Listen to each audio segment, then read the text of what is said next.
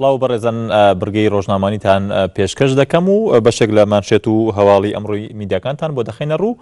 بەرپرسانی خەزێنەی ئەمریکا ڕایان گاندووە بە شێوەیەکی کاتی لە هاوینی ئەم ساڵەوە هەناردەی ملیاران دۆلاریان وەستاندووە بۆ بانکی ناوەندی عێراقی لە ترسیەوەی ئەو پارەیە بگاتە بانکەکانی ئێران یاخود بگاتە چەکدارانی داعش.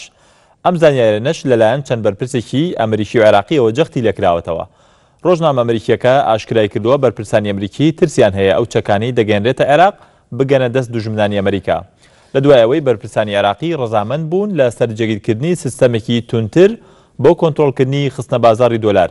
دووبارە دۆلاری ئەمریکی بۆ عێراق ڕەوانە دەکرێت. ڕۆژنامەکە ئاشکرای کردووە ئەم کێشەیە دەگەڕێتەوە بۆ ساڵی ڕابردوو کاتێک لە ئیستانبول بەرپرسانی ئەمریکا نیگەرانی خۆیان بە عێراق گەیاندووە و گومانیان هەبووە لەوەی دۆلاری عێراق بۆ کوێ دەچێت.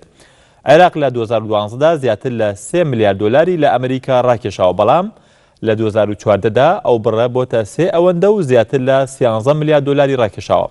بەشێکی زۆر لەو پارێش داهاتی نەوتی عێراقە و خەزێنەی ئەمریکا یارمەتیدەری بانکی ناوەندی عێراقا لەو بوارە داروەها ڕۆژنامەی وۆڵ ستریت جۆرناڵ دیارەم هەواڵە لە وۆڵ ستریت جۆرناڵ بڵاوکرابەوە وێنەیەکی بازاڕێک لە هەولێر دیارەم بازارێکی ئاڵوگۆڕی دراوە لە هەولێر وێنەیەکی لەو جۆرەی لەناو ڕۆژنامەکەیدا بڵاو کردوێتەوە.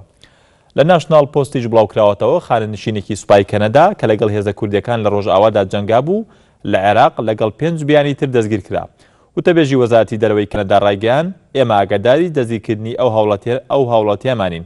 لە عێراق لە ئێستادا بەرپرسانی کەنەدا لەگەڵ بەرپرسانی عێراقی لە دانوستان و گفتوگۆدان لەبارەی دۆخی ئەو هاوڵاتیە کەنەدیەوە.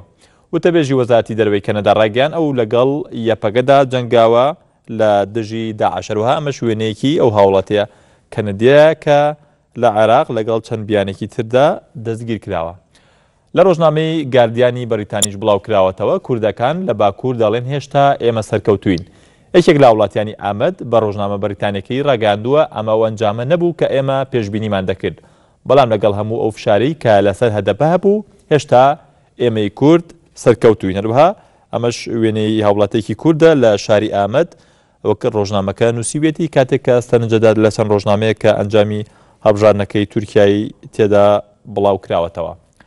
لە کریستیان ساینس مۆنیتەریشدا باس لە هۆکار و شێوازی جێگیرکردنی ئەو 50 سەربازە تایبەتی ئەمریکا دەکرێت لە ڕۆژاوای کوردستان و سووریا.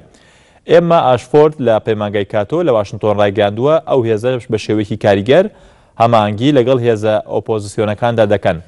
نیکۆلاس هێراس لە سەنتەری ئاسایشی نوێی ئەمریکا ڕایگەاندووە ئەمریکا خوازیارە کاریگەری خۆی زیاتر بکات لەسەر هێزە کوردەکان و ئۆپۆزیسیۆنی میانڕە و کە لە ماوەی ڕابردوودا سەرکەوتنی گەورەیان تۆمار کردووە.